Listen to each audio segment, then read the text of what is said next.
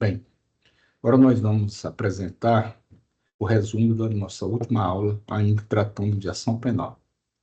Será o resumo 2, ação penal, onde nós vamos ver um pouco de persecução penal, parte investigatória, e como ela se transforma em ação, e depois vamos entrar na ação penal privada, que foi o tema que ficou faltando do nosso resumo, ok? Então vocês acompanhem aí na tela compartilhada, onde eu coloco persecução penal. O que vem a ser isso? Persecução penal, ou persecutio in judicio, é a atividade do Estado de perseguir a atividade criminosa, identificar os autores dessas atividades e punir. Essa atividade de persecução penal, ela se bifurca em duas partes. Uma parte investigativa e uma parte que é a ação penal propriamente dita. Ok?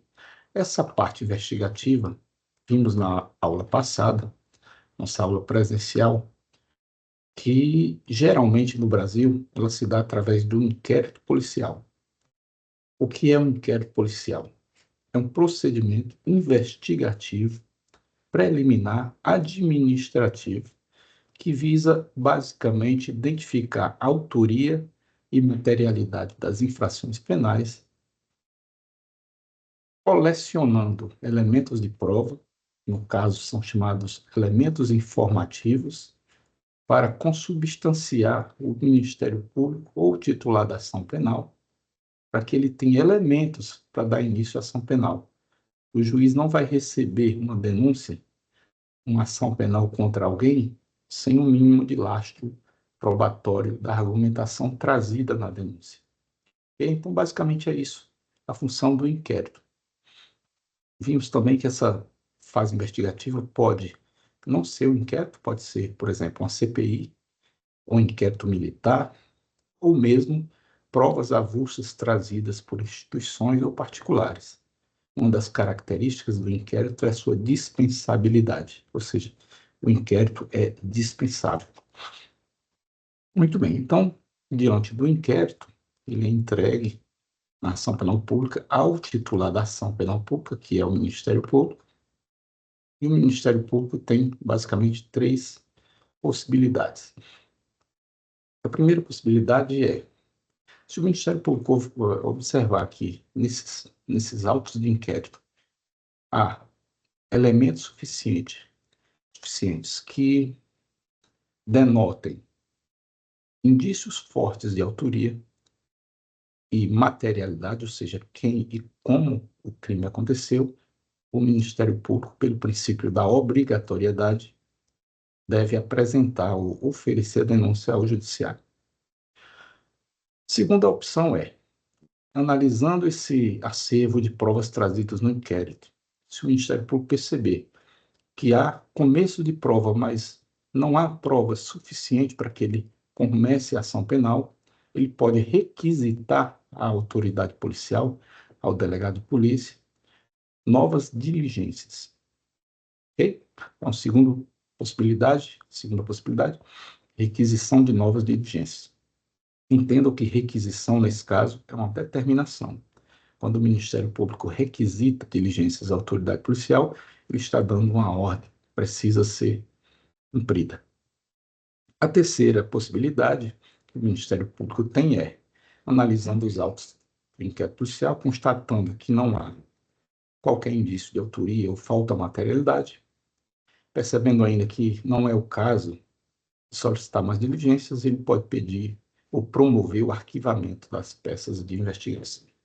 Então, essa é a primeira fase da persecução penal. Depois disso, a persecução penal se transforma em ação penal, que é o que nós temos estudado.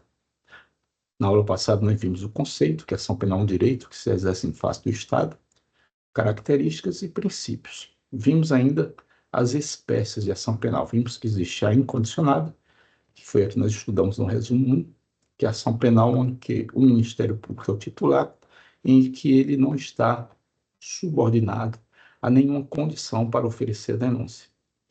A condicionada tem dois tipos, né? A condicionada à representação do ofendido, ou seja, da vítima, e a condicionada à requisição do ministro da Justiça. Nós também vimos esses dois casos, falamos sobre as características da representação. Só recapitulando, a representação é ato informal, não precisa de nenhuma formalidade, portanto, a mera ida à delegacia por parte da vítima, denunciando o autor do fato, já é caracterizada como representação.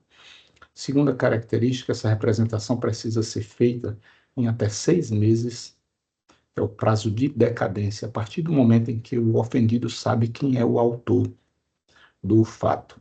Esse prazo é decadencial, portanto, 6 meses e um dia, ele já perdeu o direito, ok? Perdeu o direito. Ok, a representação tem uma natureza jurídica de pedido/autorização. É um momento em que a vítima, ao mesmo tempo que pede, solicita, seja instaurada a investigação e, consequentemente, a ação penal, ele autoriza o autor da ação penal, que é o Ministério Público, a fazê-lo. É uma condição de procedibilidade. Se essa condição não é satisfeita, o MP não pode proceder. Ok?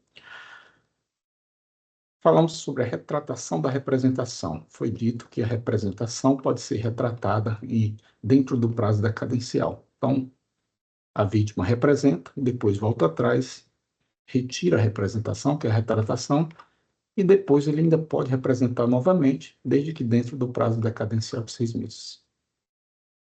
A condicionada à requisição do Ministro da Justiça, só existe um caso no Código Penal, que é aquele dos crimes contra a honra dos chefes de Estado e do Presidente da República, que só podem ser promovidas depois que o Ministro da Justiça requisita a instauração do inquérito ou ao Ministério Público que ele promova a ação penal. Observação que essa requisição do Ministro da Justiça, ao contrário da requisição do promotor de justiça ao delegado, não é uma ordem, isso aqui é um pedido. Ok, então vamos à ação penal privada. A ação penal privada é aquela em que o titular da ação é o próprio ofendido, ou seja, a própria vítima, de fato, não é?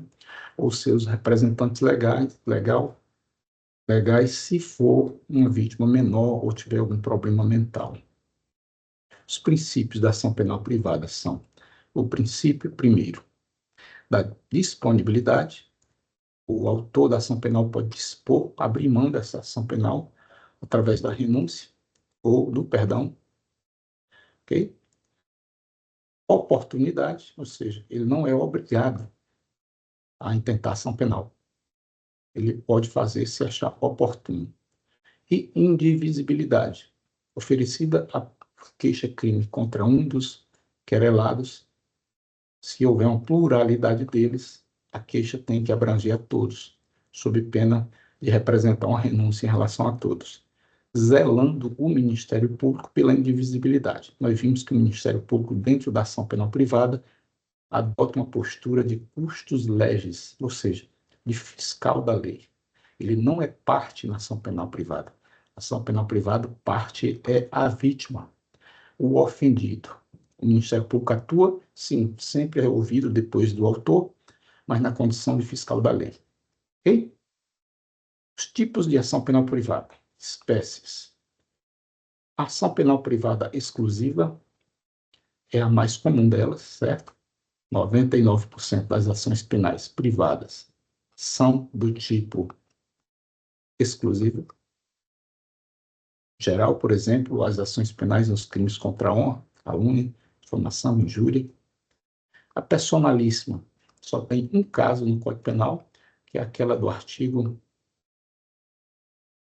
236 do Código Penal.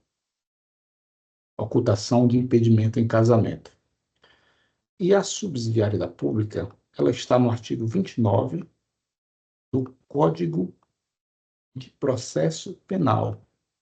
E também é uma ação penal privada importantíssima, porque ela também está na Constituição Federal, lá no artigo 5º,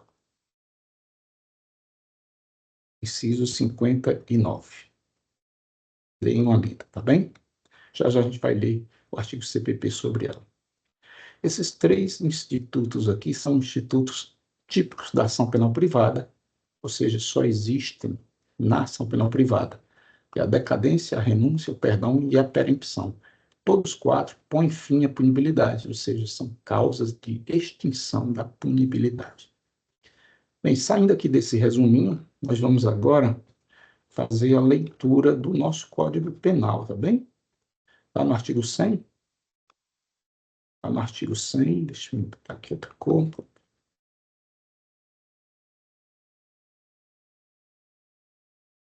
Artigo 100 do Código Penal, em diante, até o 64, nós temos a disciplina acerca da ação penal. Vamos lá, diz assim o 100, a ação penal é pública, salvo quando a lei expressamente declara a privativa do ofendido. Ou seja, quis dizer o legislador que a regra é que a ação seja do tipo pública, com a titularidade pelo Ministério Público e a peça inicial chamada denúncia-crime, salvo quando a lei expressamente declara a privativa do ofendido, ou seja, os crimes cuja ação é privada, sempre haverá a lei penal dizendo que só se procede mediante queixa. Característica da ação penal privada, titularidade da vítima ou dos seus representantes legais, artigo 31 do CPP, leiam lá. Segundo, a petição inicial da ação penal privada se chama queixa-crime e não denúncia, ok? E essa ação penal ela está sujeita a algumas causas de extinção de punibilidade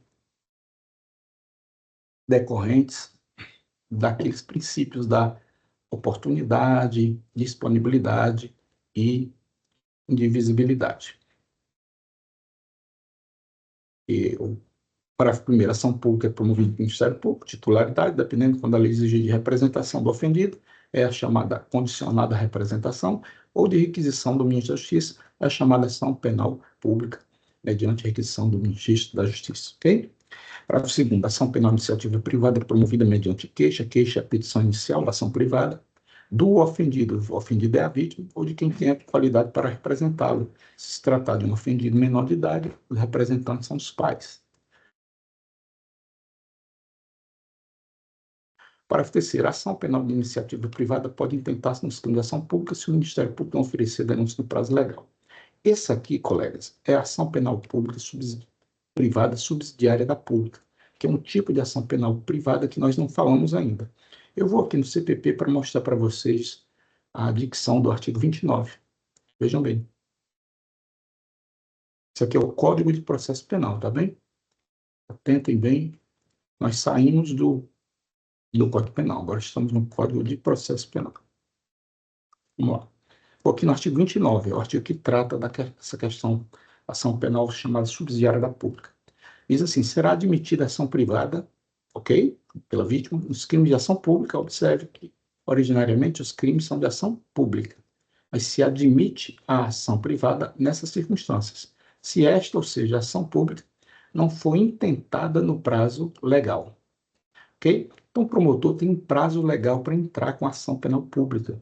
Se ele não entrar dentro daquele prazo legal, a vítima está autorizada a fazê-lo, se substitui ao promotor e entra com a queixa subsidiária. É uma ação penal que serve para evitar possíveis desídias do órgão ministerial. Tá bom?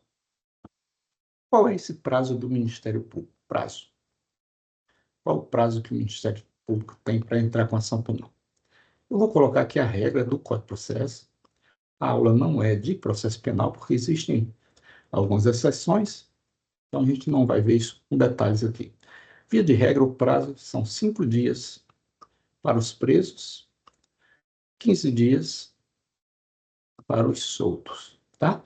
Então, se o réu estiver preso, recebido o inquérito policial ou as peças de informação, o Ministério Público tem 5 dias a partir desse recebimento para entrar com a denúncia. Se o réu estiver solto, o Ministério Público tem 15 dias para entrar com a denúncia. Solto. Ok? Dias. Exatamente isso. Caso ele não faça, dentro desse prazo, no 6º dia, duas consequências já se impõem. Primeiro, o relaxamento dessa prisão, que está excessiva, porque, passado o prazo, o MP não entrou com denúncia.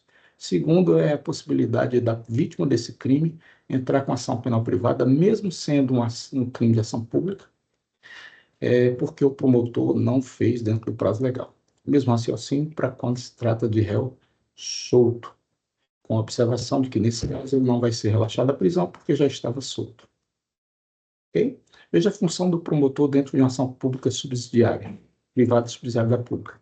Ele pode repudiar a queixa, oferecer uma denúncia substitutiva, intervir em todos os termos do processo, fornecer elementos de prova, interpor recurso, e a todo tempo, no caso de negligência do querelante, a ação era pública, transformou-se em privada por desígnio do MP, mas se houver negligência do querelante, ou seja, do ofendido que tomou a frente da ação, ele, o MP, pode retomar a ação como parte principal. Ok? O 31 fala dos que estão aptos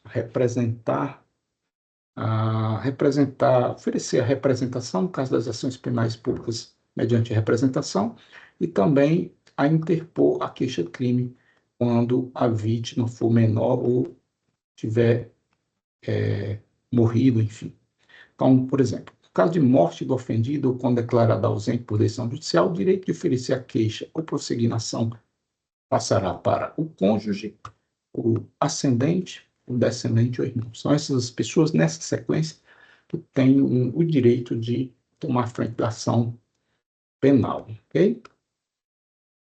Esse 41 é importantíssimo, que trata das características de uma denúncia, peça inicial da ação penal pública. E nós vimos na sala de aula. A denúncia ou queixa, as duas petições, precisam conter esses elementos. Veja, conterá a exposição do fato criminoso, isso aqui é a parte mais importante da petição inicial, com todas as suas circunstâncias, tempo, lugar, quem foi, onde foi, todas as circunstâncias devem estar descritas, expostas. Segundo ponto, qualificação do acusado. O promotor, quando oferecer denúncia, tem que abrir um tópico para qualificar o acusado ou trazer esclarecimentos pelos quais se possa identificá-lo. Por exemplo, às vezes o indivíduo, ou o promotor não dispõe do nome completo, mas numa cidade pequena o camarada tem um apelido. Por exemplo, Josézinho, filho do peixeiro. Enfim, conseguiu identificá-lo, já é suficiente. A classificação do crime, ou seja, qual é o tipo penal que o indivíduo teria infringido, e, quando necessário, é o momento do MP ou do querelante, se tratar de queixa, apresentar o rol de testemunhas. Ok? Colegas, a importância desse 41 é tão grande, eu trouxe aqui para vocês uma denúncia para a gente ver na prática como é. Deixa eu ver aqui, aqui está. Isso aqui é uma denúncia, tá bem? Nós tiramos a identificação das partes, embora não fosse um processo sigiloso, mas para resguardar qualquer intimidade, eu resolvi apagar aqui o nome das partes e o número do processo. Veja só, como uma denúncia é uma peça simples, com 2 laudas, 3 laudas. Primeiro, o titular começa dizendo: o Ministério Público do Estado do Rio Grande do Norte, por ser representante legal, vem oferecer denúncia em desfavor de. Aqui está o primeiro elemento, é porque eu apaguei. Aqui é a classificação, é a identificação do acusado. Okay? O promotor vai identificar, dizer o nome completo, o endereço, CPF, tudo que ele tiver acerca daquele cidadão, ele vai colocar aqui. Isso é uma denúncia, primeiro ponto. Em desfavor de fulano de tal, pelo seguinte fato. Agora ele vai narrar o fato delituoso. Atentem, deixa eu ver aqui onde a gente estava. E qualificação do acusado, já fizemos, né? Agora, exposição do fato delituoso. Olha aqui. Vai expor o fato. No dia 29 de janeiro de 2018, todas as circunstâncias, tempo, lugar, tudo que envolva o crime, por volta das 20 horas, no sítio Jucuri. Vou aumentar aqui um pouquinho. O denunciado agiu em concurso de pessoas, com terceiro ainda não identificado, subtraiu mediante grave ameaça, portanto é um roubo, exercido com emprego de arma de fogo, coisa aliás não pertencente às vítimas. Aqui, o promotor coloca o nome das 3 vítimas. Eu apaguei só para preservar a identidade. De acordo com o caderno inquisitorial, colegas, é o inquérito policial. Na data e local acima citados, o denunciado desceu de motocicleta com arma de fogo em punho, abordou as vítimas que estavam em sua residência, anunciou o roubo, enquanto seu comparsa manteve-se aguardando na motocicleta. Veja que ele está discriminando, declinando a atividade de cada partícipe do roubo. As vítimas, temendo por suas vidas, entregaram ao denunciado aqui são os objetos que foram subtraídos. O aparelho LG, quantia de R$ 1.000, da vítima tal, um aparelho celular Samsung pertencente à vítima tal. Logo após o denunciado e o comparsa evadiram-se. Agindo dessa forma, o denunciado praticou o delito capitulado no artigo 157, ou seja, é roubo, que é uma causa de aumento do roubo e do uso da arma de fogo, e o 2 é do concurso de agentes, na forma do artigo 70, que é o concurso formal, porque ele, na mesma situação, abordou 2 ou 3 vítimas. Isso aqui é a parte da capitulação, essa aqui, ó. Esclarecimento das quais possam classificação do crime, ok?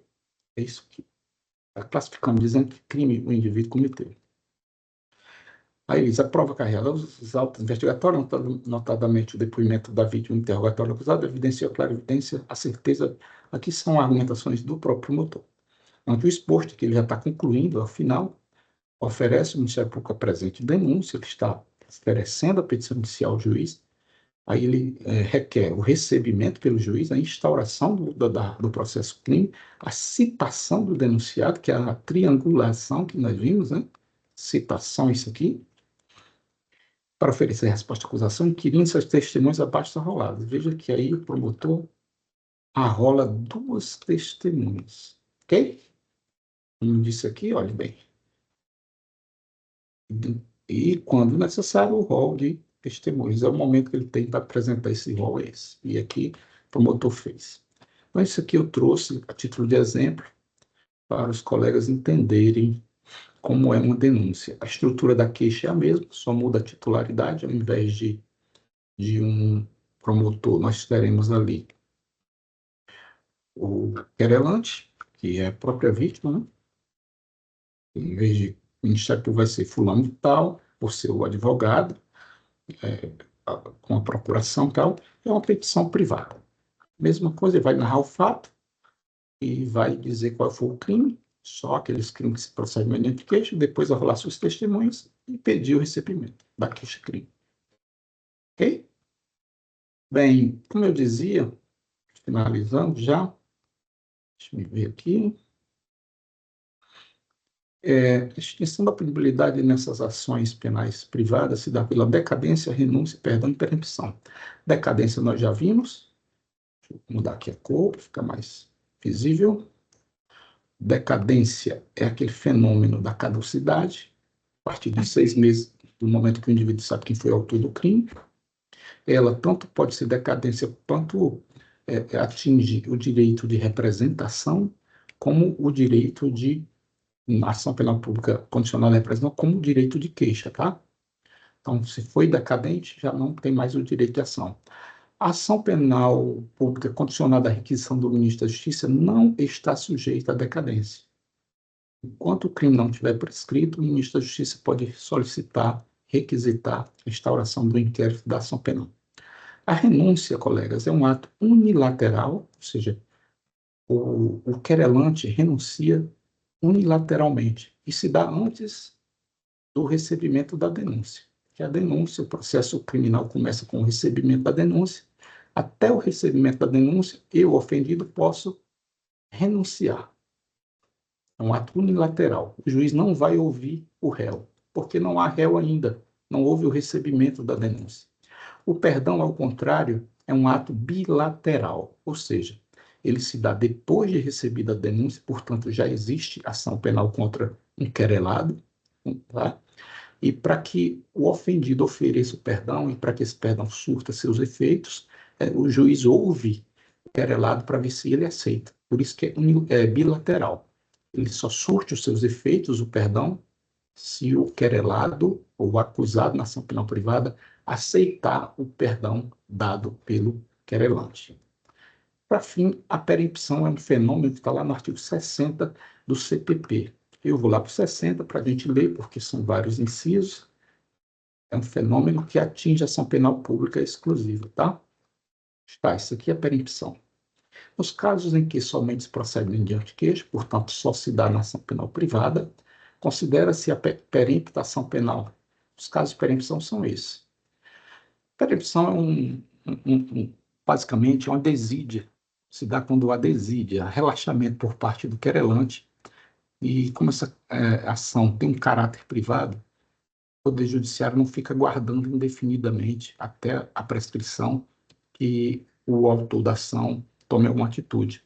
É dada a oportunidade, em seguida é arquivado e extinta a punibilidade. Primeiro ponto, quando iniciada a ação, o querelante deixar de promover o andamento do processo por 30 dias seguidos. Veja que o querelante, o autor da ação penal privada, tem a obrigação de dar andamento à ação, constantemente pedir, oferecer as diligências que se fazem necessárias, está sempre presente na ação penal privada, sob pena de, havendo essa desídia, o juiz arquivar, porque ela fica perempta e extingue a punibilidade. 2. Quando falecendo o querelante ou sobrevindo sua incapacidade, querelante ou autor, ele morre, mas não comparece em juízo para prosseguir no processo no prazo de 60 dias qualquer das pessoas que couber fazê-lo, exposto lá no artigo 36. Existem os substitutos, os sucessores do querelante. O querelante morreu, a ação penal pode se transferir para aqueles sucessores. Se os sucessores não se apresentarem no processo em até 60 dias, o processo também é arquivado e extinta a punibilidade por perempção. Ponto 3. Quando o querelante deixar de comparecer sem motivo justificado, qualquer ato do processo a que deva estar presente, ou deixar de formular pedido de condenação nas alegações finais. Interessante que são 2 casos de perempção em um inciso só. Primeiro como ele tem a obrigação tanto de dar andamento ao processo, ele tem a obrigação também de comparecer a todos os atos processuais em que ele precisa estar presente.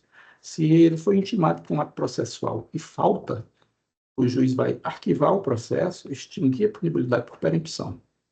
O mesmo acontece se, no final da ação, lá nas alegações finais, o querelante, o autor da ação penal privada, deixar de pedir a condenação. Se ele não pedir a condenação, se dá a perempção. Por fim, quando, sendo o querelante pessoa jurídica, esta se extinguir sem deixar sucessor. Porque se deixar sucessor, o sucessor terá 60 dias para suceder dentro da ação penal privada, sob pena de perempção. Ok? Bem, colegas, esse foi o nosso resumo, parte 2 de ação penal, ok? Onde vimos uma parte de persecução penal, parte de princípios. Essa aula complementa a aula 1, que já está postada lá no YouTube. Ok?